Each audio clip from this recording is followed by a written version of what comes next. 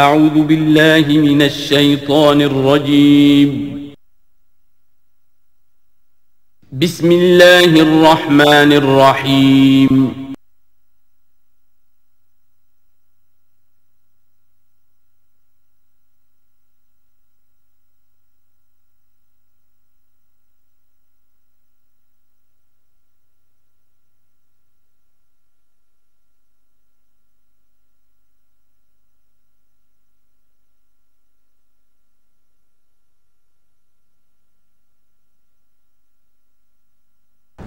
اعوذ باللہ من الشیطان الرجیم بسم اللہ الرحمن الرحیم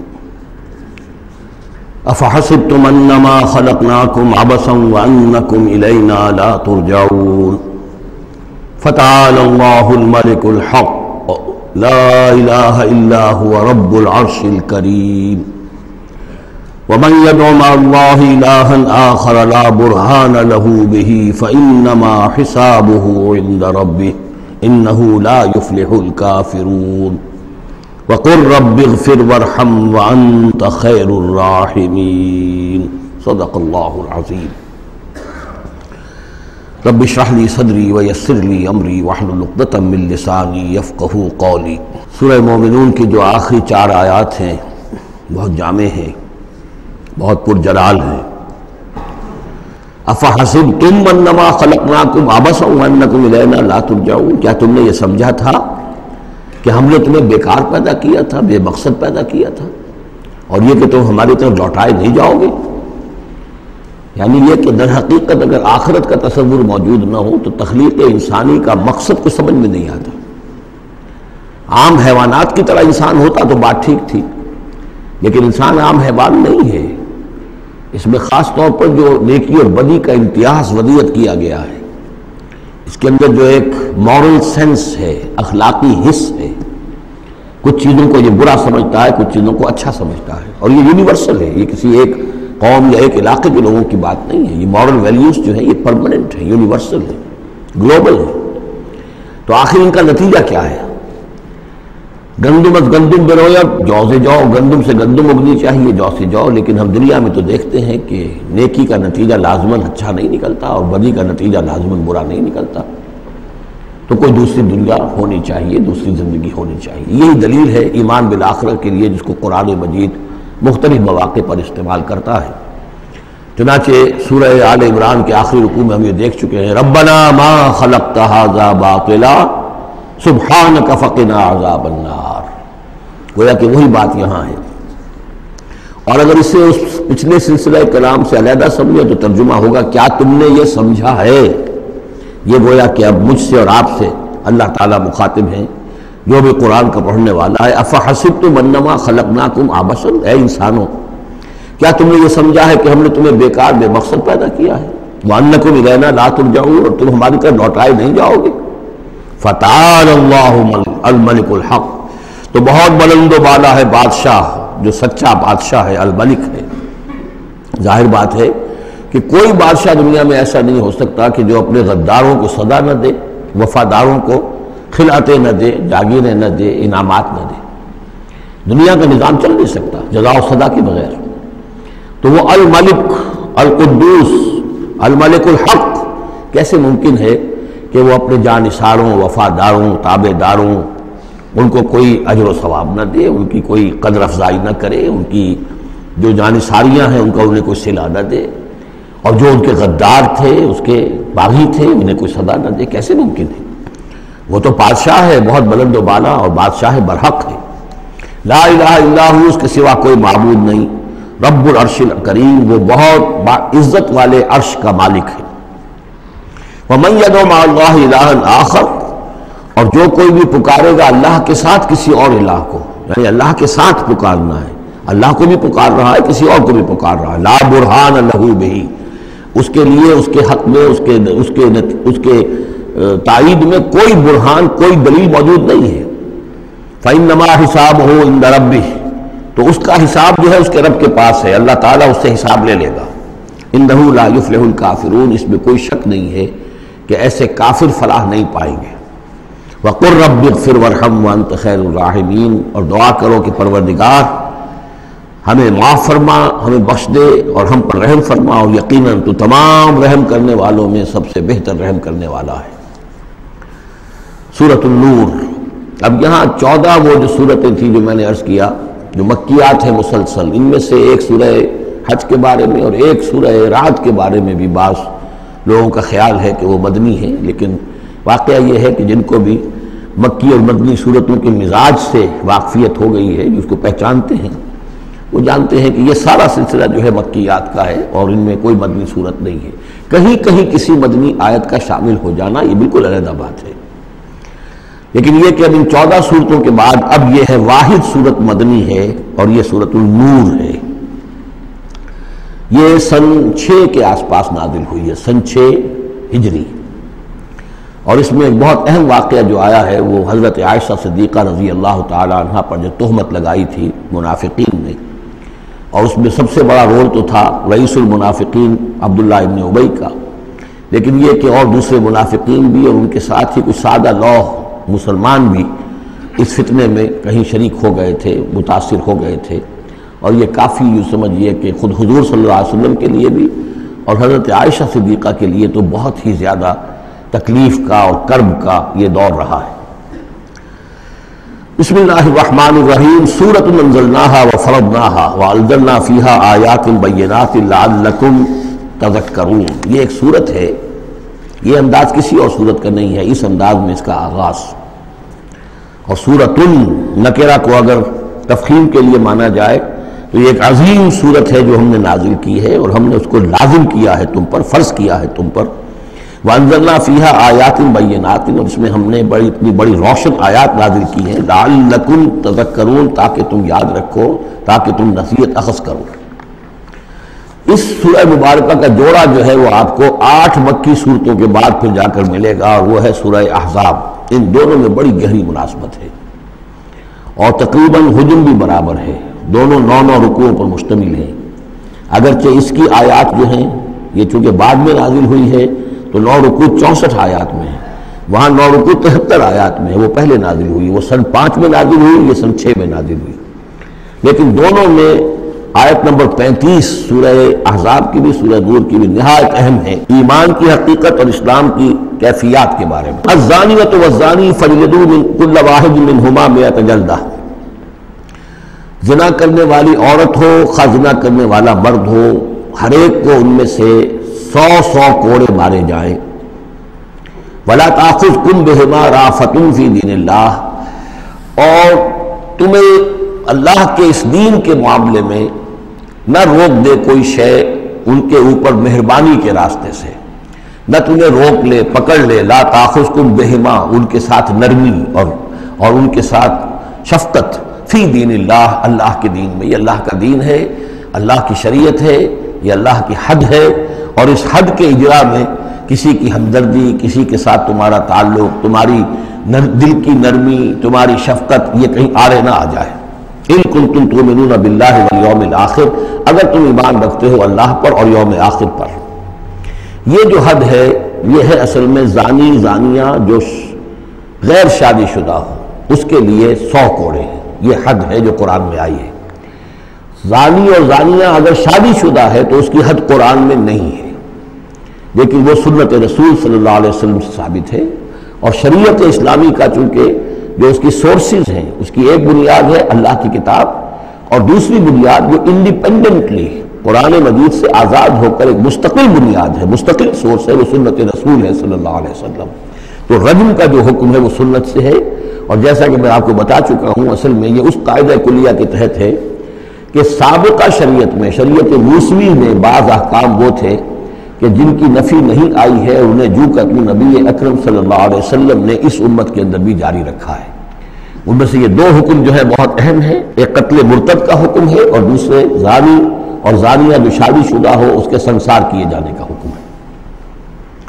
وَلْيَشْهَدْ عَذَابَهُمَا طَائِفَةٌ مِّنَ الْمُؤْمِنِينَ، اور چاہیے کہ جب انہیں یہ حد جاری کی جا رہی ہو، سزا دی جا رہی ہو، تو اس وقت موجود رہیں اور دیکھیں کچھ لوگ اہل ایمان میں سے، یعنی یہ پبلک میں ہو، اس لیے کہ اصل میں جو فلسفہ ہے اسلام میں جو سزاؤں کا اور تعزیرات کا اور حدود کا، وہ ڈیٹرنٹ کا ہے کہ ایسی سزا ہو کہ جس سے بہت سو کو عبرت ہو جائے۔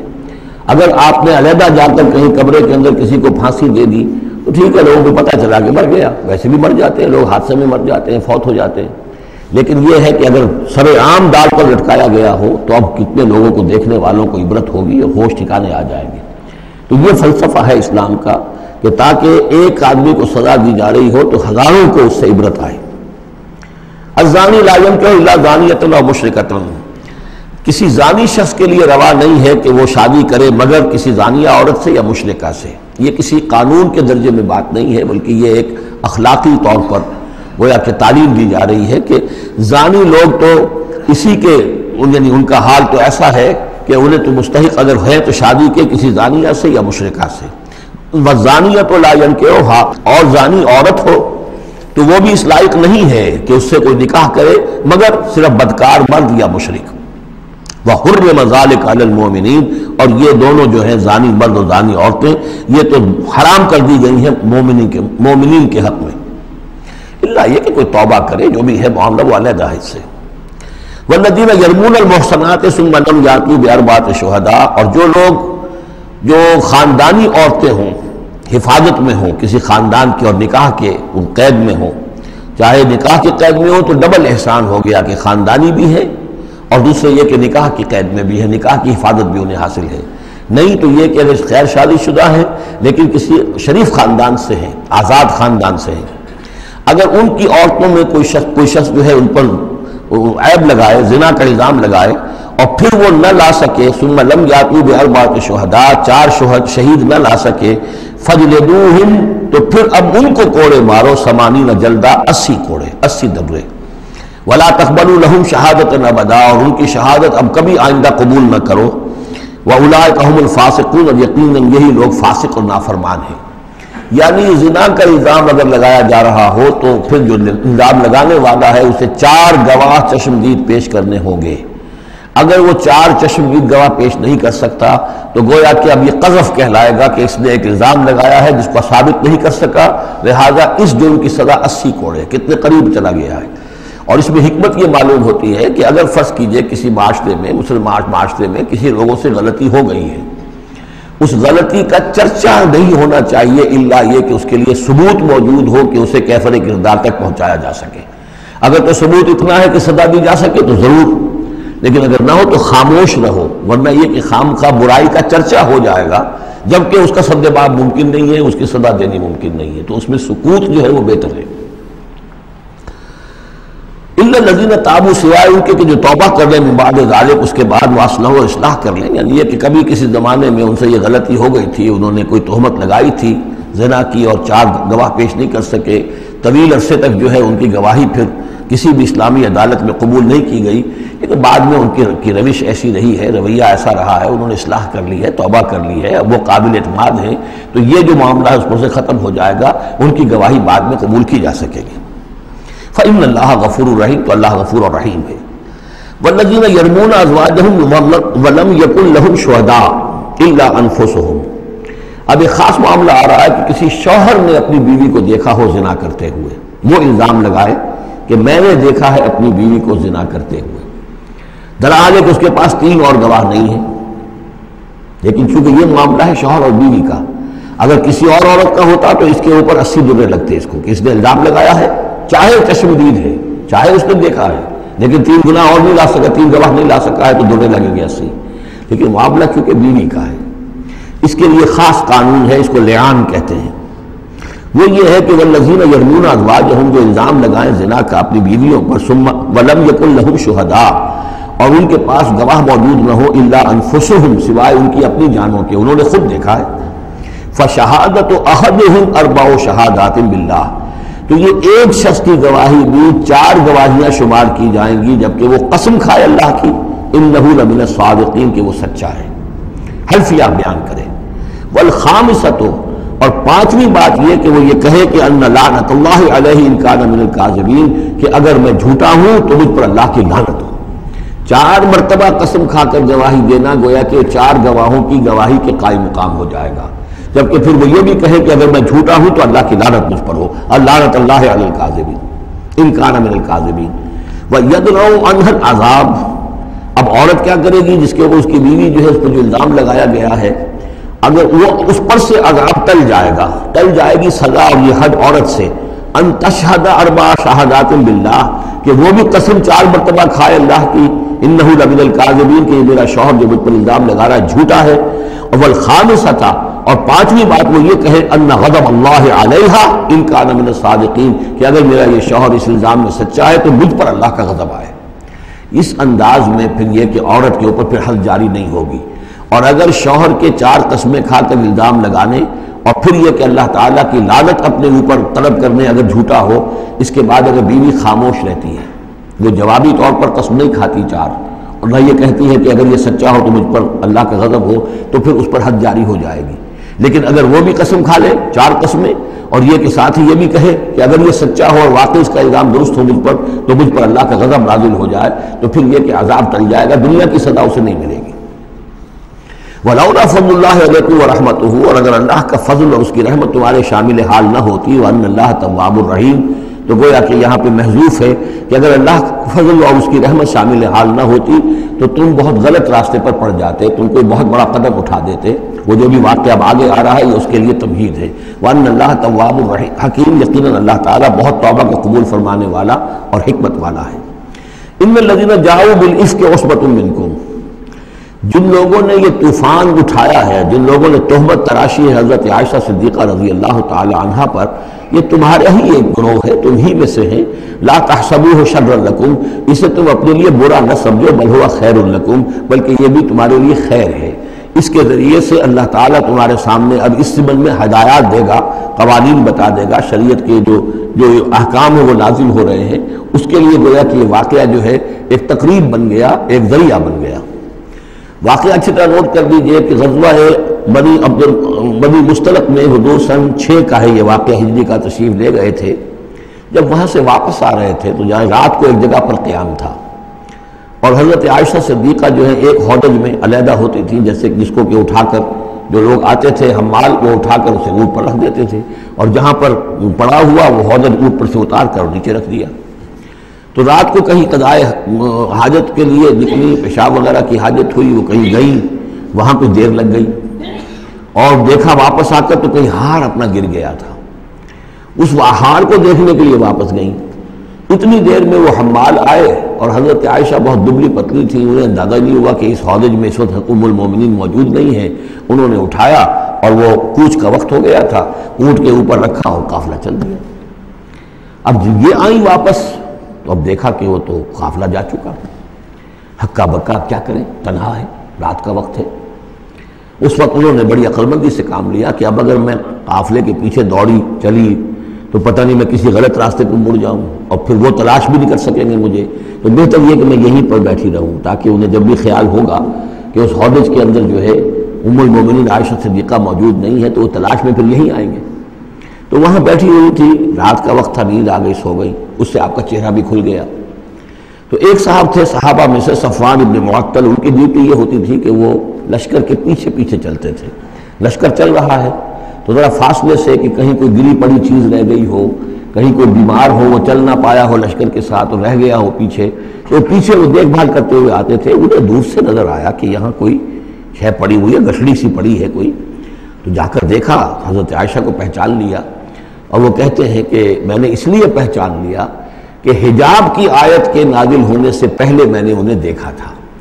حجاب کی آیت نازل ہوئی ہے سورہ احزاب میں، سورہ احزاب 1 سال پہلے نازل ہو چکی ہے، تو جب تک حجاب کی آیت نہیں آئی تھی، ظاہر بات ہے کہ وہاں پردہ نہیں تھا، کوئی نقاب نہیں اوڑھتی تھی خواتین، اور نہ امہات المومنین، لہذا پہچانتے تھے۔ تو چونکہ چہرہ کھلا ہوا تھا ام المومنین کا، تو انہوں نے کہا انا للہ و انا الیہ راجعون، یہ الفاظ جو کہے تو حضرت عائشہ کی آنکھ کھل گئی، اور وہ پھر اٹھ کر بیٹھی، انہوں نے اپنا کپڑا درست کیا، لیکن پھر انہوں نے یہ کیا صفوان ابن معطل نے کہ اپنا اونٹ بٹھا دیا خاموشی کے ساتھ، حضرت عائشہ اس پر سوار ہو گئی، اور وہ آگے اس کی وہ نکیل پکڑ کر وہ چلتے گئے اور قافلے میں پہنچ گئے۔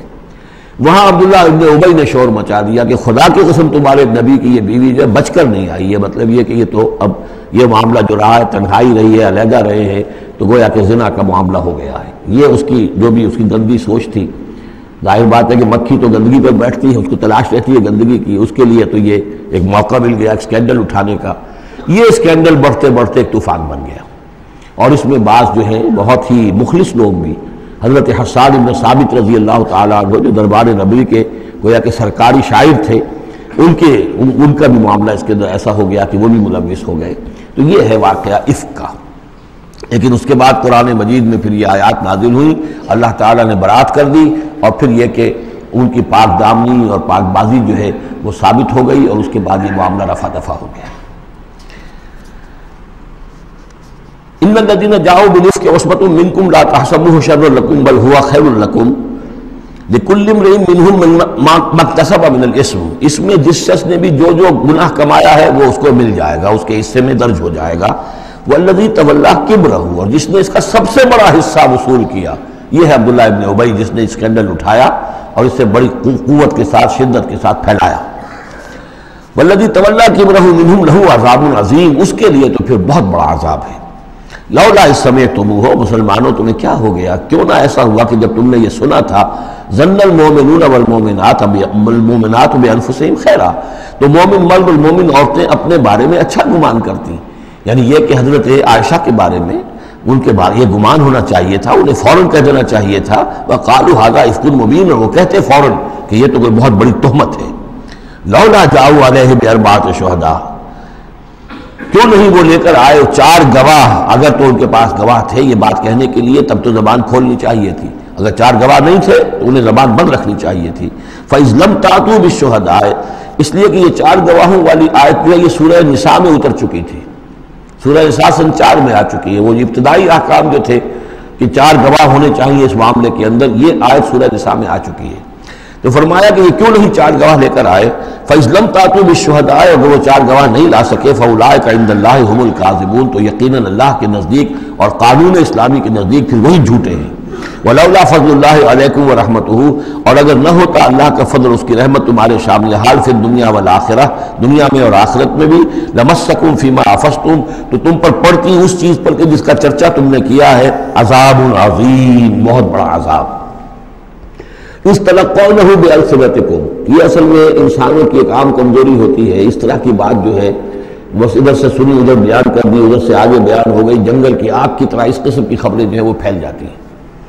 اِسْتَلَقَّوْنَهُ بِأَلْسِنَتِكُمْ، جبکہ تم اسے لے رہے تھے اپنی زبانوں سے، یعنی یہ کہ ایک زبان سے دوسری زبان کو، اور زبان سے نکلی اور کوٹھے چڑھی والی جو ایک کہاوت ہمارے ہاں ہے، اس طریقے سے آسانی سے وہ بات پھیلتی چلی گئی۔ وَتَقُولُونَ بِأَفْوَاهِكُمْ، اور تم کہہ رہے تھے اپنے منہوں سے، مَا لَيْسَ لَكُمْ بِهِ عِلْم، جس کے لیے تمہارے پاس کوئی علم نہیں تھا، کوئی دلیل نہیں تھی، کوئی بنیاد نہیں تھی، کوئی گواہی نہیں تھی، کوئی معلومات کی کوئی سورسز نہیں تھی۔ وَتَحْسَبُونَهُ هَيِّنًا، اور تم اسے سمجھ رہے تھے کہ بہت ہلکی بات ہے، معمولی سی بات ہے۔ وَهُوَ عِندَ اللَّهِ عَظِيمٌ، جبکہ یہ اللہ کے نزدیک بہت بڑی بات ہے۔ کسی پر بھی، کسی مسلمان خاتون پر بھی اس طرح کی تہمت لگا دینا بہت بڑی بات ہے، خدا یہ کہ بازی بارش بابا ہم بازی، کہ ام المومنین عائشہ صدیقہ رضی اللہ تعالی عنہ زوج رسول صلی اللہ علیہ وسلم، اور یہ چیز جو ہے بہت بڑی ہے۔ وَلَوْلَا إِذْ سَمِعْتُمُوهُ قُلْتُم مَّا يَكُونُ لَنَا أَن نَّتَكَلَّمَ بِهَٰذَا، کیوں نہ ایسا ہوا کہ جب تم نے یہ سنا تھا تو تم کہتے کہ ہمارے لیے بالکل جائز نہیں ہے کہ ہم یہ بات زبان سے نکالیں۔ سبحانک، اللہ تو پاک ہے، ھذا بہتان عظیم، یقیناً یہ بہت بڑا بہتان ہے۔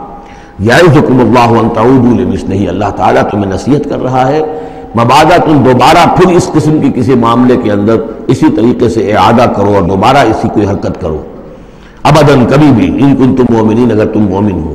وَيُبَيِّنُ اللَّهُ لَكُمُ الْآيَاتِ، اور اللہ تعالیٰ تمہارے لیے اپنی آیات کو واضح کر رہا ہے، واللہ علیم حکیم، اللہ علیم اور حکیم ہے۔ ان الذین یحبون ان تشیع الفاحشۃ فی الذین آمنوا لہم عذاب علیم، بے شک وہ لوگ جو یہ چاہتے ہیں کہ اہل ایمان میں بے حیائی کا چرچا ہو جائے تو ان لوگوں کے لیے بہت دردناک عذاب ہے۔ ایک تو یہ کہ بے حیائی پھیل جائے، تشیع الفاحشہ شائع ہو جائے، بے حیائی عام ہو جائے، جو لوگ اس کے لیے، اب ظاہر بات ہے کہ آج کل تو کاروبار کے لیے، اپنے اخبار بیچنے کے لیے، اس کی جو ہے اشاعت بڑھانے کے لیے نئی سے نئی قسم کی رنگین تصویریں شائع کی جا رہی ہیں، یہ سارا کچھ ہو رہا ہے۔ کسی شے کا اشتہار دینا ہو، عورت کی تصویر ساتھ ہوگی، یہ سارا کچھ جو ہو رہا ہے، تو یہ لوگ کون ہیں کہ جو اس بے حیائی کو، بے پردگی کو یہ در حقیقت اس معاشرے میں پھیلا رہے ہیں؟ تو وہ لوگ کہ جو چاہتے ہیں کہ معاشرے کے اندر بے حیائی پھیلے، اور ایک اس کا مفہوم یہ بھی ہے کہ اگر کہیں ایسی کوئی غلط حرکت ہوئی ہے اور اس کا چرچا ہو گیا. یہ آج ہمارے اخبارات کے اندر بہت بڑے پیمانے پر ہو رہا ہے. یہ اسکینڈل شائع کر دیتے ہیں. اب وہ بات صحیح بھی ہے یا نہیں, غلط ہے تب بھی, لیکن ایک بات ہے, اس کا چرچا ہو گیا, پوری دنیا کے اندر پہنچ گئی. اب ظاہر بات ہے کہ بچے بھی پڑھتے ہیں, بچیاں بھی پڑھتی ہیں, ان کے لیے تو گویا کہ یہ ایک ان کی معلومات کا ایک کھاتہ کھل گیا کہ ایسا بھی ہوتا ہے. جس طریقے سے آج کل ہو رہا ہے معاملہ, اس کو جس طریقے سے اخبارات میں شائع کیا جا رہا ہے, تو اس کی اس اشاعت کے اندر خرابی کا پہلو زیادہ ہے, مضر پہلو زیادہ ہے. اگر ہے بھی ایسا معاملہ, اگر تو سزا کے قابل ہے تو گواہی دو اور سزا دلواؤ, اور ایسی سزا ہو کہ جس سے ایک کو سزا ہو اور ہزاروں کو ہوش آ جائے. اور اگر نہیں ہے تو خاموش ہو, اس کے اوپر زبان کھولنا بھی جو ہے در حقیقت بہت بڑا جرم ہے. ان الذين يحبون ان تشيع الفاحشة في الذين آمنوا لهم عذاب أليم في الدنيا والآخرة, دنیا میں بھی اور آخرت میں بھی. واللہ یعلم وانتم لا تعلمون, اللہ جانتا ہے اور تم نہیں جانتے. ولولا فضل اللہ علیکم ورحمتہ, اور اگر اللہ کا فضل نہ ہوتا تم پر اور اس کی رحمت نہ ہوتی تو یہ تو طوفان ایسا اٹھا تھا کہ اس کے بڑے دور تک نتائج نکل سکتے تھے. یہ محذوف ہے. وان اللہ رؤوف الرحیم, تو اللہ بہت رؤوف ہے اور رحیم ہے. یا ایھا الذین آمنوا لا تتبعوا خطوات الشیطان, اہل ایمان شیطان کے نقش قدم کی پیروی نہ کرو. ومن یتبع خطوات الشیطان, جو کوئی بھی شیطان کے نقوش پا کی پیروی کرے گا, فإنہ یأمر بالفحشاء والمنکر, تو شیطان تو اسے حکم دے گا, وہ تو حکم دیتا ہے بے حیائی کا اور منکر کا, بری بات کا. ولولا فضل اللہ علیکم ورحمتہ, اور اگر نہ ہوتا اللہ کا فضل اور اس کی رحمت تمہاری شامل حال, ما زکا منکم من احد ابدا, تم میں سے کوئی ایک انسان بھی کبھی پاک نہ ہو سکتا. اللہ تعالیٰ کا فضل ہے, اللہ کی رحمت ہے. ایک شخص سے غلطی ہو جاتی ہے, اللہ پردہ پڑا رہنے دیتا ہے تو اس کے اندر اصلاح کا مادہ پیدا ہو جاتا ہے. ایک دفعہ آدمی ننگا ہو جائے تو پھر ڈھیٹ ہو جاتا ہے. اس سے یہ کہ اللہ تعالیٰ جو ہے ان چیزوں کے اندر اس کی بڑی حکمت ہے کہ اگر کوئی غلطی ہو گئی ہے فوراً نہیں پکڑتا, وہ اس کو مہلت دیتا ہے, اصلاح کرے. ولولا فضل اللہ علیکم ورحمتہ, اگر نہ ہوتا اللہ کا فضل تم پر اور اس کی رحمت, ما زکا منکم من احد ابدا, تم میں سے کوئی بھی کبھی نیک اور پارسا نہ بن سکتا اور پاک نہ ہو سکتا. ولکن اللہ یزکی من یشاء, بلکہ یہ تو اللہ تعالیٰ ہی پاک کرتا ہے جس کو چاہتا ہے. واللہ سمیع علیم, اللہ سمیع علیم ہے. ولا یأتل اولو الفضل منکم والسعة ان یؤتوا اولی القربى والمساکین والمہاجرین فی سبیل اللہ. اس آیت کی بھی شان نزول ہے کہ حضرت ابو بکر صدیق رضی اللہ تعالیٰ عنہ کے ایک یا تو بھانجے تھے یا خالہ زاد بھائی تھے, حضرت مصطح. یہ حضرت مصطح جو غریب آدمی تھے اور حضرت ابو بکر ان کی مدد کیا کرتے تھے, پیسے سے, مال سے ان کی ضرورت جو ہے پوری کرتے تھے. لیکن یہ مصطح بھی اس میں شریک ہو گئے. حضرت عائشہ صدیقہ رضی اللہ تعالیٰ عنہ پر جو تہمت کا معاملہ چلا تو حضرت ابو بکر کو جب معلوم ہوا کہ مصطح بھی اس معاملے کے اندر شریک ہے تو پھر غصے میں آ کر ان کا قسم کھا لی کہ میں اب اس کے ساتھ کبھی کوئی بھلائی نہیں کروں گا. اس نے اتنی بڑی غلطی کی ہے اور اس معاملے کے اندر میری بیٹی کا معاملہ ہے اور اس میں اس کو یہ خیال نہیں آیا کہ میں اس کے ساتھ کتنا کچھ احسان کرتا ہوں, اور اس نے اس کے اندر جو ہے وہ خود بھی شریک ہو گیا. اس پر اللہ تعالیٰ کی طرف سے گرفت آ رہی ہے کہ نہیں ابو بکر یہ ٹھیک نہیں ہے. جو بھی اس سے غلطی ہوئی, لیکن تم جو نیک کام کر رہے تھے اس کا کیوں قسم کھاتے ہو کہ اس کے اندر تم مدد نہیں کرو گے. ولا یأتل اولو الفضل منکم, اور نہ قسم کھائیں جو فضل والے ہیں, درجے والے ہیں تم میں سے, جن میں اللہ نے فضیلت دی ہے, نیکی میں بھی, ایمان میں بھی فضیلت دی ہے, دولت میں بھی فضیلت دی ہے. وسعت, اور جنہیں کشادگی دی ہے, مال کی کشادگی دی ہے. ان یؤتوا اولی القربى, کہ وہ کوئی صلہ رحمی کریں اپنے قرابت داروں کے ساتھ, کچھ دیں مال اور صدقہ و خیرات دیں اپنے قرابت داروں کو. والمساکین والمہاجرین, اور محتاجوں کو اور وطن چھوڑنے والے مہاجرین کو, فی سبیل اللہ, اللہ کی راہ میں. تو یہ قسم نہ کھائیں. ولیعفوا ولیصفحوا, انہیں چاہیے کہ معاف کر دیں اور درگزر سے کام لیں. الا تحبون ان یغفر اللہ لکم, کیا تم یہ نہیں چاہتے کہ اللہ تمہیں معاف کرے؟ یعنی اے ابو بکر اگر تم یہ چاہتے ہو, تم سے بھی تو کوئی خطا آخر ہو جاتی ہے, اللہ معاف فرماتا ہے, کیا تم نہیں چاہتے کہ اللہ تمہاری خطاؤں سے درگزر کرے؟ الا تحبون ان یغفر اللہ لکم, کیا تم نہیں پسند کرتے اس کو کہ اللہ تمہیں معاف کرے؟ اس پر اس آیت کو سنتے ہی حضرت ابو بکر صدیق کے الفاظ بھی نقل کیے گئے, بلا یا ربنا انا نحب, کیوں نہیں پروردگار, ہم ضرور چاہتے ہیں کہ تو ہمیں معاف فرما دے. انہوں نے اپنی قسم کا کفارہ دیا اور اس کے بعد جو بھی وہ کرتے تھے ان کے ساتھ بھلائی اور نیکی, اس سلسلے کو جاری کر دیا. واللہ غفور رحیم, اور اللہ تعالیٰ غفور ہے اور رحیم ہے. ان الذین یرمون المحصنات الغافلات المؤمنات, یقیناً وہ لوگ کہ جو تہمت لگاتے ہیں ان پاک دامن عورتوں پر کہ جو غافل ہیں, جن کو ان چیزوں کا ہوش بھی نہیں ہے, جن کا گمان بھی ادھر نہیں گیا, المومنات اہل ایمان میں سے لعنوا فی الدنیا ایسی معصوم اور پاک دامن عورتوں پر جو تہمت لگانے والے ہیں ان پر پھٹکار ہے دنیا میں بھی اور آخرت میں بھی، ولہم عذاب عظیم اور ان کے لیے بہت بڑا عذاب ہے۔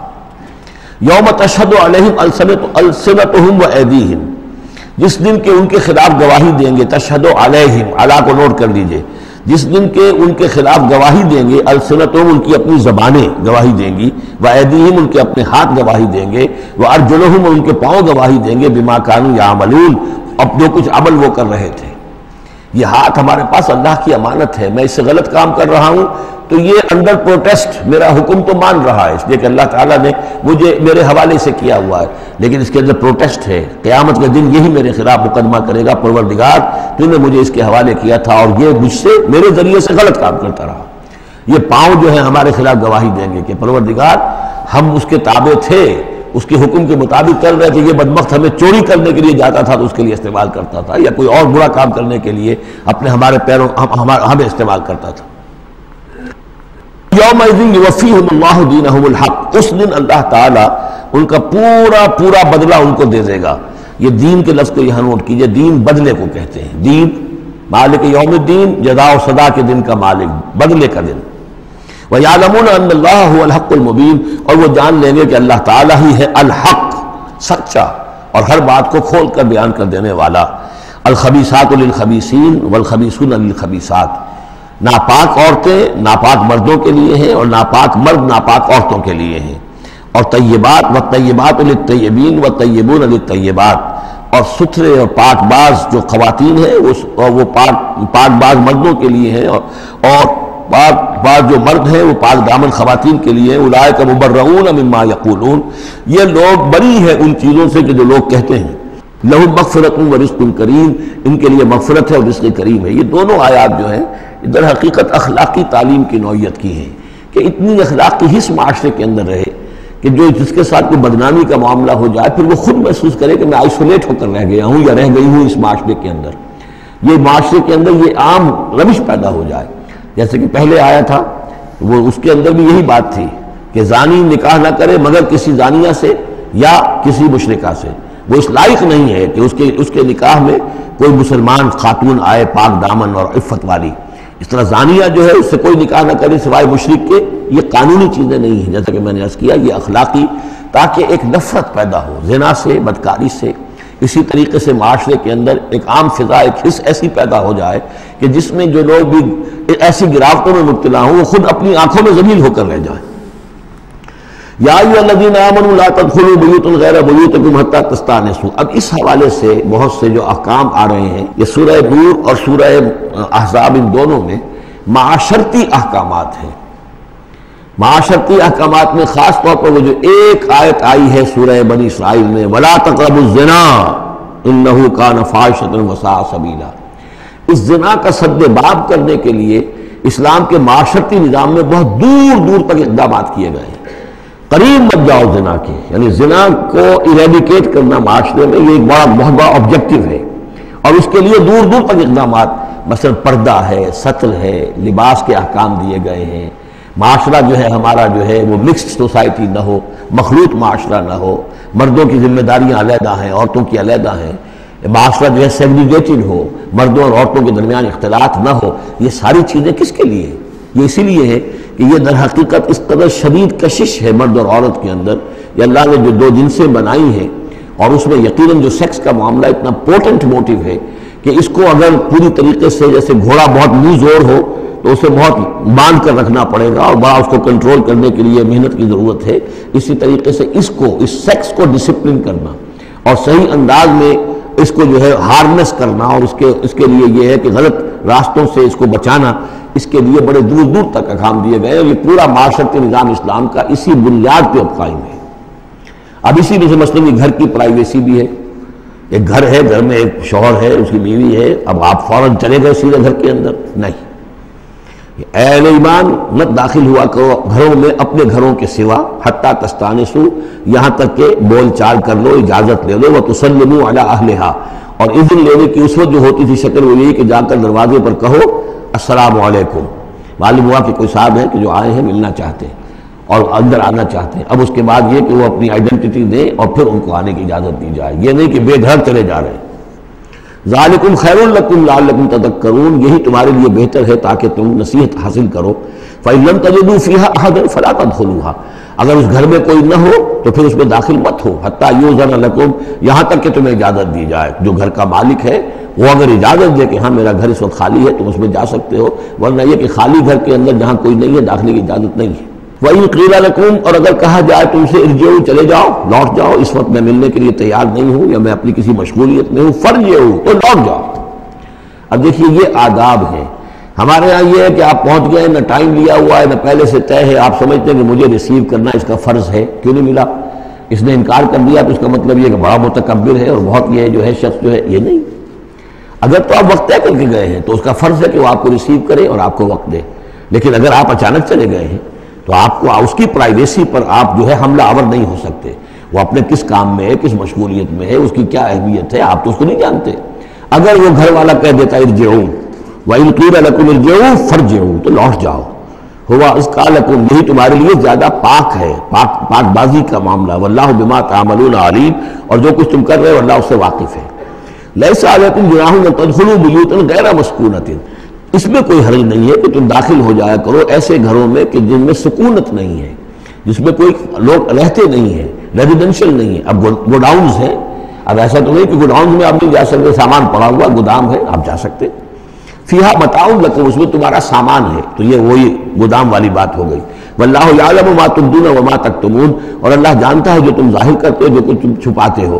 یعنی قانون کی اصل روح کو دیکھنا چاہیے کہ یہ جو روکا جا رہا ہے کہ گھروں میں داخل نہ ہو، تو یہ اصل میں جو پرائیویسی ہے گھر کی اور فیملی کی، اصل میں اس کو ملحوظ خاطر رکھا جا رہا ہے. نہ یہ کہ آپ کہیں کہ صاحب ہم گودام میں بھی داخل نہیں ہو سکتے جب تک کہ پرمیشن جو لکھی ہوئی ہے وہ ہمیں مل نہ جائے. قل للمؤمنین یغضوا من ابصارہم، اہل ایمان سے یہ کہیے اے نبی کہ وہ اپنی نگاہوں کو ذرا نیچا رکھا کریں. وَيَحْفَظُوا فُرُوجَهُمْ، اور اپنی شرمگاہوں کی حفاظت کریں. ذَلِكَ أَزْكَىٰ لَهُمْ، یہی ان کے لیے زیادہ پاکیزہ ہے اور زیادہ بہتر ہے. ان اللہ خبیر بما یصنعون، یقیناً اللہ تعالیٰ باخبر ہے اس سے کہ جو وہ کر رہے ہیں. وَقُل لِّلْمُؤْمِنَاتِ يَغْضُضْنَ مِنْ أَبْصَارِهِنَّ، اسی طرح مومن عورتوں سے بھی کہہ دیجئے وہ بھی اپنی نگاہیں نیچی رکھا کریں. وَيَحْفَظْنَ فُرُوجَهُنَّ، اور وہ بھی اپنے سطر کو پوری طریقے سے محفوظ رکھیں اور اپنی شرمگاہوں کی حفاظت کریں. وَلَا يُبْدِينَ زِينَتَهُنَّ، اور انہیں نہیں چاہیے کہ وہ اپنی زینت اور سنگھار کو ظاہر کریں. إِلَّا مَا ظَهَرَ مِنْهَا، سوائے اس کے کہ جو از خود ظاہر ہو جائے. وَلْيَضْرِبْنَ بِخُمُرِهِنَّ، اور چاہیے کہ وہ اپنے گریبانوں کے اوپر اپنی اوڑھنیوں کے بکل مار لیا کریں. بِخُمُرِهِنَّ عَلَىٰ جُيُوبِهِنَّ، یہ خمرہن جمع ہے خمار کی، خمار کہتے ہیں اوڑھنی. ایک دوسرا لفظ جو ہے وہ آئے گا سورہ احزاب میں، ان دونوں الفاظ کو علیحدہ علیحدہ رکھیے. تو یہ ہے کہ اپنے گریبانوں کے اوپر، گویا کہ یہ بھی پرانا ہمیشہ سے لباس، عورت کے لباس میں اوڑھنی بھی تھی اور عورت کے لباس میں چادر بھی تھی. چادر وہ لے کر نکلتی تھی جب گھر سے باہر جاتی تھی، اور اوڑھنی وہ رکھتی تھی جبکہ گھر کے اندر ہوتی تھی. یہی جو ہماری تہذیب کے اندر ہے، یہ عرب کی تہذیب میں پہلے بھی تھا. چہرے کا پردہ نہیں تھا عرب میں، چادر وہ لے کے جاتی تھی تو چادر اپنے اوپر ڈالتی تھی. اور مرد بھی چادر کے بغیر نہیں ہوتے تھے، نہ کوئی مرد بغیر چادر کے نہ عورت، بلکہ چادر ہی سے ایک شخص کا رتبہ معین ہوتا تھا. کسی کی چادر بڑی شاندار ہے، دوشارہ اوڑھا ہوا ہے، بہت قیمتی ہے، تو وہ بڑا آدمی ہے، وہ سردار ہے. کسی کے بیچارے کی جو ہے معمولی سی چادر ہے. اور اسی لیے اس حدیث میں آتا ہے کہ جو شخص تکبر کرتا ہے، الکبر ردائی، تکبر جو ہے وہ تو میری چادر ہے. اور یہ عرب میں یہ بڑا کسی شخص کی توہین کرنی ہوتی تھی اس کی چادر گھسیٹتے تھے، گویا کہ اس کی عزت جو ہے اس کو کھینچ لیا ہے. تو اللہ فرماتا ہے جو تکبر کرتا ہے وہ گویا میری چادر گھسیٹ رہا ہے میرے کندھے سے. اس درجے جو ہے اللہ تعالیٰ جو ہے اس میں اپنی توہین محسوس کرتا ہے. تو وہ اپنی ان اوڑھنیوں کے بکل مار لیا کریں اپنے گریبانوں پر. یعنی یہ کہ یہ انسان کے لیے، عورت کے لیے، یہ اس کی زینت کا ایک بہت بڑا حصہ ہے. اس کی جو بھی چھاتی ہے اس کے لیے ایک اضافی کرتا اس نے پہنا ہوا ہے، لیکن کرتے کے اوپر مزید جو ہے یہ ایک بکل اس کی اوڑھنی کا ہو.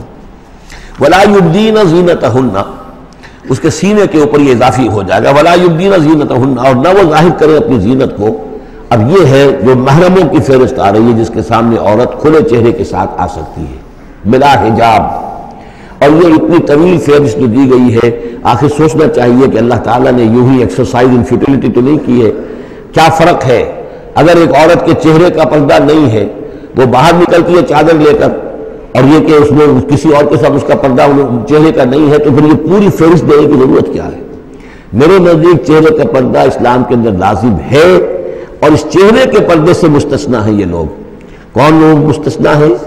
الا لبعولتہن، ان کے شوہر نمبر 1، او آبائہن، یا ان کے باپ، اور باپ سے مراد باپ، دادا، چچا، یہ سب چلیں گے، او آبائے بعولتہن، یا ان کے شوہروں کے باپ، او ابنائہن، یا ان کے اپنے بیٹے، او ابنائے بعولتہن، یا ان کے شوہروں کے بیٹے، یعنی ان کے شوہروں کی کسی اور بیوی سے اولاد ہے، بیٹے ہیں، تو وہ بھی محرم ہے، وہ نامحرم نہیں ہے۔ اور اخوانہن، یا ان کے اپنے بھائی، اور بنی اخوانہن، یا ان کے بھائیوں کے بیٹے، اور بنی اخواتہن، یعنی یہ بھتیجے ہو گئے، اور بنی اخواتہن، یا ان کے بھانجے، اور نسائہن، یا ان کی عورتیں، اپنی عورتیں، جان پہچان کی عورتیں، عام عورتیں نہیں ہیں، نسائہن، او ما ملکت ایمانہن، یا یہ کہ جو ان کے غلام اور ان کی لونڈیاں ہیں۔ اکثر و بیشتر اہل سنت کے نزدیک یہاں مرد غلام مراد نہیں ہے بلکہ لونڈیاں مراد ہیں۔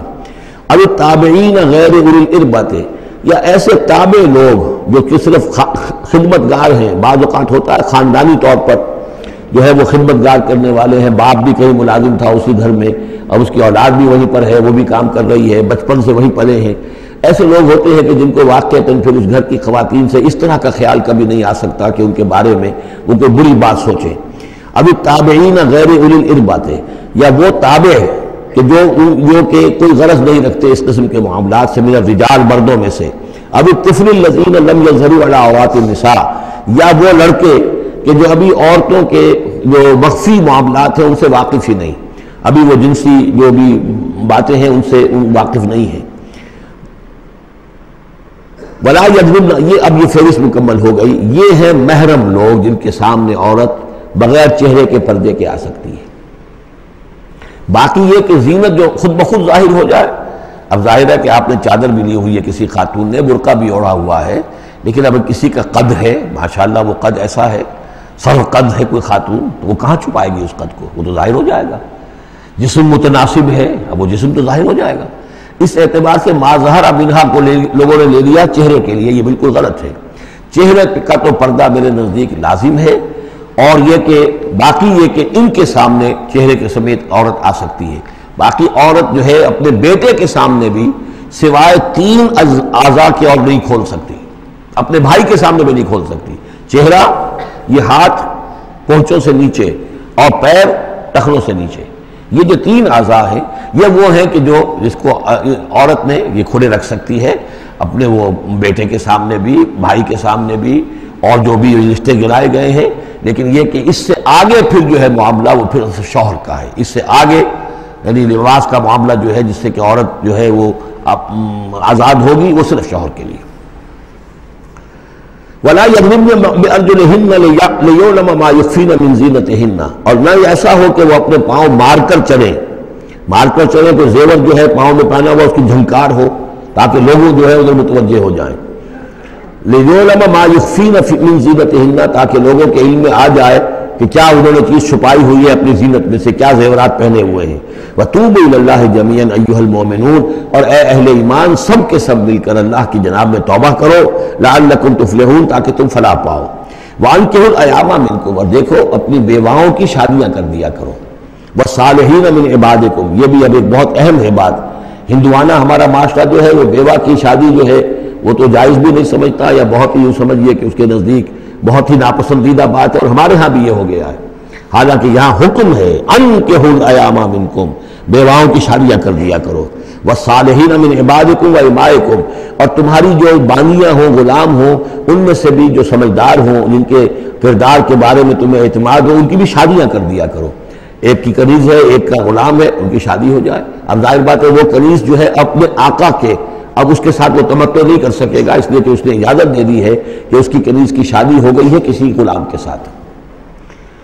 وَالصَّالِحِينَ مِنْ عِبَادِكُمْ وَإِمَائِكُمْ إِنْ يَكُونُوا فُقَرَاءَ، اگر وہ فقیر ہوں گے، مہر وغیرہ دینے کی ان کے اندر ہمت نہیں ہے، صلاحیت نہیں ہے، يُغْنِهِمُ اللَّهُ مِنْ فَضْلِهِ، تو اللہ تعالیٰ ہو سکتا ہے کہ ان کو اپنے فضل سے غنی کر دے۔ وَاللَّهُ وَاسِعٌ عَلِيمٌ، اللہ واسع، بہت سمائی رکھنے والا، کشائش والا، کشادگی والا اور جاننے والا ہے۔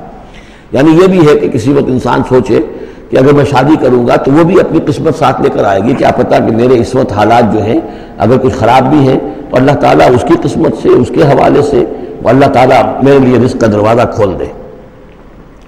وَلْيَسْتَعْفِفِ الَّذِينَ لَا يَجِدُونَ نِكَاحًا، اور جو لوگ نکاح کی قدرت بالکل نہ رکھتے ہوں، شادی کر ہی نہ سکتے ہوں، کچھ بھی نہ ہو ان کے پاس، نہ کوئی گھر ہو جس میں کہ اپنی بیوی کو رکھ سکیں، نہ کوئی نان نفقے کا سامان ہو، نہ کوئی مہر دے سکیں.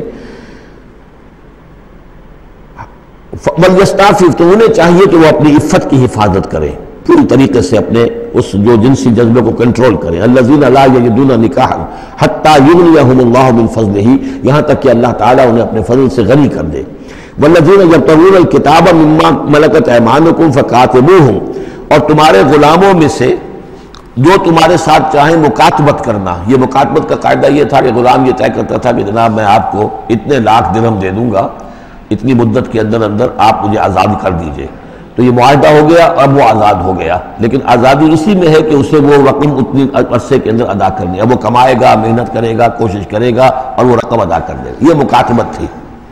تو جو بھی تمہارے غلاموں میں سے مکاتبت چاہیں، مما ملکت ایمانکم فکاتبوہم، تو یہ مکاتبت کر لیا کرو.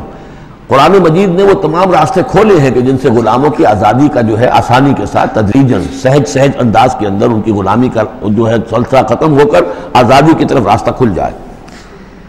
فَقَاتِلُوهُمْ إِنْ عَلِمْتُمْ فِيهِمْ خَيْرًا، اگر تم دیکھ رہے ہو ان کے اندر کہ خیر ہے، بھلائی ہے، واقعتاً یہ شخص پہ اعتماد کیا جا سکتا ہے، یہ بھاگ نہیں جائے گا اور یہ جو بھی کرنا چاہ رہا ہے معاہدہ اس کو پورا کرنے کی اس کی نیت ہے. وَآتُوهُمْ مِنْ مَالِ اللَّهِ الَّذِي آتَاكُمْ، پھر ایسے لوگوں کو جنہوں نے مکاتبت کی ہو تم بھی مال دیا کرو جو اللہ کا مال تمہارے پاس اللہ نے تمہیں دیا ہے. یعنی لوگ مدد بھی کریں اس کی تاکہ وہ اپنی اس رقم کو جلد از جلد ادا کر کے اور وہ پھر آزاد ہو جائے. وَلَا تُكْرِهُ فَتَيَاتِكُمْ عَلَى الْبِغَاءِ، اور دیکھو اپنی باندیوں کو، چھوکریوں کو، یہ جو وہاں پہ باندیاں کنیزیں ہوتی تھی انہیں بدکاری پر مجبور نہ کرو.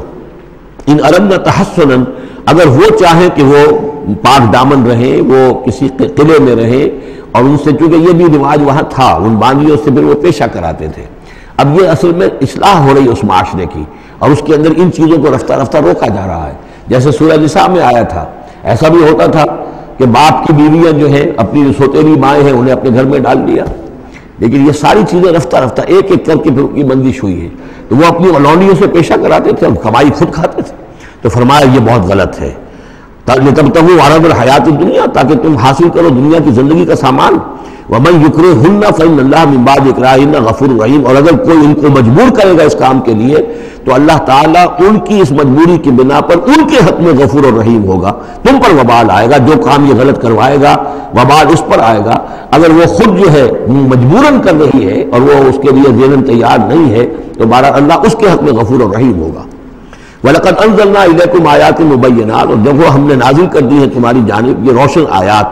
وَمَثَلًا مِّنَ الَّذِينَ خَلَوْا مِن قَبْلِكُمْ، اور وہ ساری باتیں بھی ہم نے بتا دی ہیں کہ جو ان لوگوں میں تھیں جو تم سے پہلے تھے. یہ ساری گندگیاں، معاشرت کی خرابیاں جو ہیں یہ پہلوں کے اندر بھی تھی، ہم نے ان سب کی نشاندہی کر دی ہے. وہ موعظۃ للمتقین، اور اہل تقویٰ کے لیے ہم نے نصیحت یہ نازل فرما دی ہے. قد جاءتکم موعظۃ من ربکم وشفاء لما فی الصدور. اب یہ 5واں رکوع آ رہا ہے اور یہ ہمارے اس منتخب نصاب کا جو دوسرا حصہ ہے ایمان کی بحث، اس کے ضمن میں یہ بہت اہم درس ہے. اور یہ آیت نمبر 35 جو آ رہی ہے یہ قرآن مجید کی عظیم ترین آیات میں سے ہے. اس سورہ مبارکہ کی بھی آیت نمبر 35 اور سورہ احزاب میں بھی بالکل ٹھیک یہی نمبر آیت نمبر 35 آپ کو ملے گی. یہ ایمان پر اور وہ اسلام کی کیفیات پر قرآن مجید کی عظیم ترین آیات ہیں. اللہ نور السماوات والارض، اللہ آسمانوں اور زمین کا نور ہے. مثل نور ہی، اس پر ایمان کی مثال، اس کے نور ایمان کی مثال ایسی ہے کہ مشکاتن، جیسے ایک طاق ہے، فیہا مصباح، اس میں ایک چراغ روشن ہے. المصباح فی زجاجہ، وہ چراغ جو ہے چمنی کے اندر ہے، شیشہ ہے اس کے اوپر، جیسے لالٹینیں ہوتی تھی پچھلے زمانے میں، گلوب کے ساتھ جو ہے وہ لیمپ ہوتے تھے. الزجاجہ تو کانہا کوکب دری، اور وہ شیشہ چمک رہا ہے جیسے کہ ایک چمکدار ستارہ ہو. یوقد من شجرۃ، اور اس مصباح میں، اس دیے میں، اس چراغ میں جلایا جا رہا ہے تیل، کس کا؟ ایک شجرہ مبارکہ زیتونہ کا، ایک ایسا مبارک درخت زیتون کا، لا شرقیۃ ولا غربیہ، جو نہ شرقی ہے نہ غربی ہے.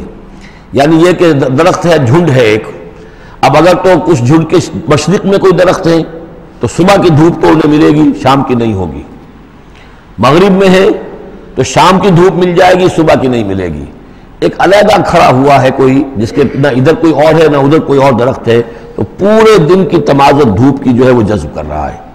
اور ایسے درخت کا جو روغن زیتون ہوتا تھا وہ بہت صاف شفاف، اسی کی مثال دی جا رہی ہے کہ نہ شرقی ہے نہ غربی ہے، وہ کسی جانب سے اوٹ میں ہے ہی نہیں، یکاد زیتھا یضیء، اس کا جو روغن ہے وہ بھڑک اٹھنے کو بیتاب ہے، قریب ہے کہ روشن ہو جائے، وَلَوْ لَمْ تَمْسَسْهُ نَارٌ، چاہے اسے ابھی آگ نے چھوا ہی نہ ہو، نور علی نور، جب آگ مس کر جائے چھو جائے تو پھر نور علی نور ہے، وہ بھڑک اٹھتا ہے۔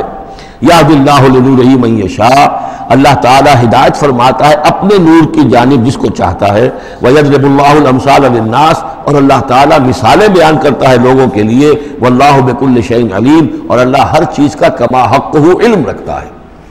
یہ اصل میں ایمان کے لیے، اس کے اجزائے ترکیبی کے لیے بہترین تمثیل ہے، جس کو میں پہلے بیان کرتا رہا ہوں کہ ایک ہے فطرت، انسانی فطرت، اگر فطرت سلیم ہے تو اس کے اندر یہ ایمانی حقائق موجود ہیں، معرفت خداوندی موجود ہے، البتہ اس پر کوئی پردے آ گئے ہیں، اس کے اوپر جو ہے کچھ غلاف پڑ گئے ہیں، اور جب آتی ہے وحی وہ اس کو ایکٹیویٹ کرتی ہے، آیات الہیہ جو ہیں، آیات قرآنیہ، وہ اندر کے اندر جو ڈورمنٹ اس کی کانشسنس ہے ایمان کی، اس کو ایکٹیویٹ کر کے شعور پر لے آتی ہے۔ اس کو یوں سمجھے کہ جیسے تیل ہے، اب تیل ایک ہے کڑوا تیل، جس سے کہ ہم دیے کبھی جلایا کرتے تھے، اب تو شاید ہی کہیں آپ نے دیکھا ہو دیا کس کو کہتے ہیں، لیکن اس میں وہ کڑوا تیل جو جلتا تھا تو کڑوا تیل خود آگ نہیں پکڑ سکتا، اس میں بتی ڈالنی پڑتی تھی، کوئی کپڑے کی بتی ہے بٹکر، یا یہ کہ وہ روئی کی بتی بنائی ہے، اس بتی کے اوپر آگ لگاتے تھے تو چلتے رہا تیل، لیکن بواسطہ بتی، براہ راست وہ تیل جلنے کی پوزیشن میں نہیں ہے۔ لیکن ایک تیل ہے پیٹرول، اس کو جو کڑوے تیل سے روشنی حاصل کرنے کے لیے جتن کرنے پڑ رہے ہیں آپ کو جلانے کے لیے، اور پیٹرول گویا کہ بیتاب ہے، وہ بھڑک اٹھنے کو بیتاب ہے، ذرا سی چنگاری قریب آئی اور بھڑک گیا۔ اسی طریقے سے انسانوں کی طباع کا فرق ہے، کچھ لوگوں کی جو فطرت ہے اتنی سلیم ہوتی ہے، اتنی نیکی ہوتی ہے اس کے اندر کہ جیسے ہی وہی سامنے آئی آئینہ جگمگا اٹھا ایک دم، اس لیے کہ اوپر غبار ہے ہی نہیں، اس کے اوپر کوئی اور جو ہے پردے پڑے ہوئے ہیں ہی نہیں۔ یہ مثال صدیقین کی ہے جو میں نے کل بھی آپ سے عرض کیا تھا کہ جیسے کہ حضور نے فرمایا میں نے جس کے سامنے بھی دعوت ایمان رکھی اس نے کچھ نہ کچھ توقف اور تردد ضرور کیا سوائے ابو بکر کے، کہ ایک لحظے کا بھی توقف نہیں کیا۔ یہ اس لیے کہ ان کی فطرت اتنی سلیم تھی، گویا کہ وہ پیٹرول تھا ان کے اندر جو بھڑک اٹھنے کو بیتاب تھا کہ ذرا قریب بھی اگر دیاسدائی آ گئی تو بھڑک اٹھے۔ لیکن کچھ لوگ وہ تھے کہ جن کا تیل اتنا صاف اور پاک نہیں تھا، ان میں کوئی تکدر تھا، انہیں وقت لگ گیا، اگر چاہیے کہ بالآخر وہ ایمان لے آئے، لیکن یہ کہ کچھ اس میں بتی ڈالنی پڑی، کوئی اس کے لیے محنت کرنی پڑی۔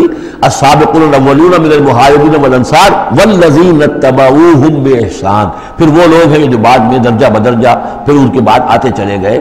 تو اسی طریقے سے ایمان کی مثال ہے کہ یہ روغن فطرت یا نور فطرت، نور روح، روحانی نور جو ہمارے اندر ہے نور تجلی بھی اسی خاک میں پنہاں، غافل تجرا صاحب ادراک نہیں ہے، وہ جو ہماری روح کے اندر ہے، روح ملکوتی کے اندر جو نور ہے، یہ نور اور باہر سے جو قرآن کا نور، وحی کا نور آیا، ان دونوں کے نور کے اجتماع سے پھر نور علی نور کی کیفیت پیدا ہوئی۔ اب وہ نور ایمانی جو ہے وجود میں آ گیا۔ اللہ نور السماوات والارض مثل نورہ کمشکاۃ فیہا مصباح المصباح فی زجاجہ، اور ذہن میں رکھیے یہ ہمارا جو پنجر ہے پسلیوں کا، اس کی واقعتاً تاق کی سی شکل ہے، یہ نیچے سے چوڑا ہو رہا ہے اوپر سے تنگ ہو رہا ہے، تاق ایسے ہی ہوتے تھے۔ ڈائفرام جو ہے وہ اس تاق کا گویا کہ فلور ہے جو ہمارے ایبڈومینل کیویٹی کو چیسٹ کیویٹی سے علیحدہ کرنے والا عضو ہے، اور دل رکھا ہوا ہے اس کے اوپر، یہ گویا کہ چراغ ہے۔ اس دل میں نور ایمان ہوتا ہے، اس دل کے اندر جو ہے وہ اللہ کا نور، اور یہ نور بنا ہے دو چیزوں سے، ایک وہ نور فطرت جو اس کے اندر موجود تھا اس کی روح کے اندر، اور ایک نور وحی۔ ان دونوں کے اجتماع سے نور علی نور، وہ نور جو ہے وہ نور ایمان کی شکل میں اس قلب کے اندر جو ہے وہ جاگزی ہوا اور قلب منور ہو گیا۔ المصباح فی زجاجہ الزجاجۃ کأنہا کوکب دری یوقد من شجرۃ مبارکۃ زیتونۃ لا شرقیۃ ولا غربیہ یکاد زیتها یضیء ولو لم تمسسہ نار نور علی نور یہدی اللہ لنورہ من یشاء. یہ نور علی نور ہے، دو نوروں کے جمع ہونے سے یہ نور ایمان وجود میں آیا، نور فطرت، نور وحی. اور اللہ تعالیٰ ہدایت دیتا ہے اپنے نور کی جس کو چاہتا ہے، اور اللہ یہ مثالیں لوگوں کے لیے بیان کرتا ہے. باقی اللہ کو تو ہر شے کا کما حق و علم ہے. مثال کی ضرورت انسانوں کے لیے ہے کہ جو ان لطیف حقائق کو ایسے ہی خود نہیں سمجھ سکتے. اب جن لوگوں کے دلوں میں یہ نور ایمان پیدا ہو جاتا ہے، ان کی ایک جھلک دکھائی جا رہی ہے کہ ان کی شخصیت، ان کی زندگی کی دلچسپیاں کیا ہوتی ہیں. فی بیوت اذن اللہ ان ترفع ویذکر فیہا اسمہ، ان گھروں میں جن کا کہ اللہ نے حکم دیا کہ انہیں بلند کیا جائے، یعنی مساجد. بلند کرنے سے مطلب یہ کہ ان کو نمایاں بنایا جائے. ہر مسلمان آبادی میں معلوم ہو کہ مسجد ایک نمایاں شے ہے. یہ ضروری نہیں کہ اس کی ڈیکوریشن ہو، اس کے اوپر جو ہے خام خواہ تکلفات میں پیسے خرچ کیے جائیں، لیکن یہ کہ ایک تو یہ کہ وہ نمایاں ہونی چاہیے، معلوم ہو کہ اس آبادی کا مرکز یہ ہے. نمبر دو یہ ہے کہ ترفع، اس کو ہر طریقے سے، ہر معنوی گندگی سے بھی پاک رکھا جائے. وَيُذْكَرَ فِيهَا اسْمُهُ، اور اس میں اس کا نام لیا جائے. يُسَبِّحُ لَهُ فِيهَا بِالْغُدُوِّ وَالْآصَالِ، یہ جو صاحب ایمان لوگ ہیں جن کے دلوں میں ایمان کی قندیلیں روشن ہیں، یہ تسبیح کرتے ہیں اللہ کی ان گھروں کے اندر، صبح کے وقت بھی اور شام کے وقت بھی. رجال، وہ جواں مرد، لا تلہیہم تجارت ولا بیع عن ذکر اللہ واقام الصلاۃ، جن کو غافل نہیں کر سکتی نہ کوئی تجارت، نہ کوئی خرید و فروخت اللہ کی یاد سے اور نماز کے قائم کرنے سے، وایتاء الزکاۃ، اور زکوٰۃ کے ادا کرنے سے. یخافون یومن، یہ سب کچھ کر کے بھی وہ ڈرتے رہتے ہیں، لرزاں و ترساں رہتے ہیں، کانپتے رہتے ہیں اس دن کے تصور سے. تتقلب فیہ القلوب والابصار، جس میں کہ دل بھی الٹ جائیں گے اور نگاہیں بھی الٹ جائیں گی. لیجزیہم اللہ احسن ما عملوا، تاکہ اللہ تعالیٰ ان کو بدلے میں دے بہترین جزا ان کے اعمال کی. وَيَزِيدَهُم مِّن فَضْلِهِ، اور اضافہ کرے اپنی طرف سے اپنے فضل میں سے. وَاللَّهُ يَرْزُقُ مَن يَشَاءُ بِغَيْرِ حساب، اور اللہ تعالیٰ چاہتا ہے دیتا ہے جس کو چاہتا ہے بغیر حساب. اللہم ربنا اجعلنا منہم، یہ تو مومن صادق کے لیے ایمان ان کے دلوں میں ہے، اس کی تمثیل یہ ہے، اور ان کے کردار کی جھلک یہ ہے. اب ایک ہے بین بین کے لوگ، ایمان تو نہیں ہے لیکن کچھ نہ کچھ نیکی کے کام کرتے ہیں، کچھ اپنے دل کی تسلی کے لیے، کچھ اپنے ضمیر کو مطمئن کرنے کے لیے. ان کی نیکی حقیقی نیکی نہیں ہے. وہ لیس البر ان تولوا وجوہکم قبل المشرق والمغرب، اس آیت کو ذہن میں رکھیے. والذین کفروا، اور جو لوگ ایمان سے تہی ہیں، محروم ہیں، کافر ہیں، ان کی نیکیاں، ان کے اعمال کیا ہیں؟ کسراب، جیسے ریت ہو، سراب ہو، بقیۃ، ایک چٹیل میدان میں، یحسبہ الظمآن ماء، پیاسا سمجھتا ہے کہ پانی ہے. حتیٰ اذا جاءہ، یہاں تک کہ وہ جب وہاں پہ گھسٹ کر بھی پہنچتا ہے تو معلوم ہوتا ہے لم یجدہ شیئا، کچھ نہیں پاتا وہاں پر. ووجد اللہ عندہ، اور اللہ کو پاتا ہے وہاں موجود. فوفاہ حسابہ، تو اللہ تعالیٰ اس کا حساب اسے پورا چکا دیتا ہے. واللہ سریع الحساب، اور اللہ جو ہے حساب چکانے میں دیر نہیں لگاتا. یعنی یہ جو نیکیاں ہوتی، جھوٹی نیکیاں، ملمے کی نیکیاں، حقیقی ایمان نہیں ہے، ایمان باللہ نہیں ہے، ایمان بالآخرت نہیں ہے، لیکن یوں ہی کچھ نہ کچھ نیکیاں ہیں، کچھ خدمت خلق کے کام ہے، اس طرح کی چیزیں اللہ کی نگاہ میں ان کی کوئی وقت نہیں. اس کے لیے پہلے ایک مثال سورہ ابراہیم میں آ چکی ہے. دوسری مثال یہ کہ یہ نیکیاں سراب کے مانند ہیں، جنہیں پیاسا سمجھتا ہے کہ یہ پانی ہے، حقیقت میں پانی نہیں ہے. اب تیسرا جو کردار ہے وہ یہ ہے کہ جن کے دلوں میں، جن کی زندگیوں میں یہ جھوٹ موٹ کی نیکی بھی نہیں ہے، نفس پرستی اور دنیا پرستی، اور ان کے اندر ہر طرح کی گندگی جو ہے وہ آ چکی ہے. ان کی مثال کیا ہے؟ او کظلمات فی بحر اللجی، یا جیسے کہ اندھیرے ہوں ایک بڑے گہرے سمندر میں. یغشاہ موج، اس کے اوپر ایک موج چڑھی ہوئی ہو. من فوقہ موج، اس کے اوپر ایک اور موج ہو. من فوقہ سحاب، اور اوپر جو ہے بادل بھی ہوں. یعنی اندھیری رات ہے، کوئی روشنی نہیں، اوپر بادل ہے، نہ چاند اور ستاروں کی کوئی روشنی نہیں آ رہی. اور اس کے ساتھ ہی یہ ہے کہ موج کے اوپر موج چڑھی ہوئی ہے. ظلمات بعضها فوق بعض، یہ اندھیروں پر اندھیرے ہیں. اذا اخرج یدہ لم یکد یراہا، جب وہ اپنا ہاتھ نکالتا ہے تو اس کو بھی نہیں دیکھ سکتا، جسے ہم کہتے ہیں اپنے محاورے میں ہاتھ کو ہاتھ سجائی نہیں دیتا. وَأَلَّمْ يَجْعَلِ اللَّهُ لَهُ نُورًا، اور جس کو اللہ تعالیٰ ہی نے کوئی نور عطا نہ کیا ہو، فَمَا لَهُ مِن نور، تو اس کے لیے پھر کہیں کوئی نور نہیں ہے. یہ وہ لوگ ہیں کہ جن کی زندگیاں کسی ملمے کی نیکی سے بھی خالی ہیں، اندھیارے ہی اندھیارے ہیں. ظلمات فوق بعضها فوق بعض. بارک اللہ لی ولکم فی القرآن العظیم ونفعنی وإیاکم بالآیات والذکر الحکیم.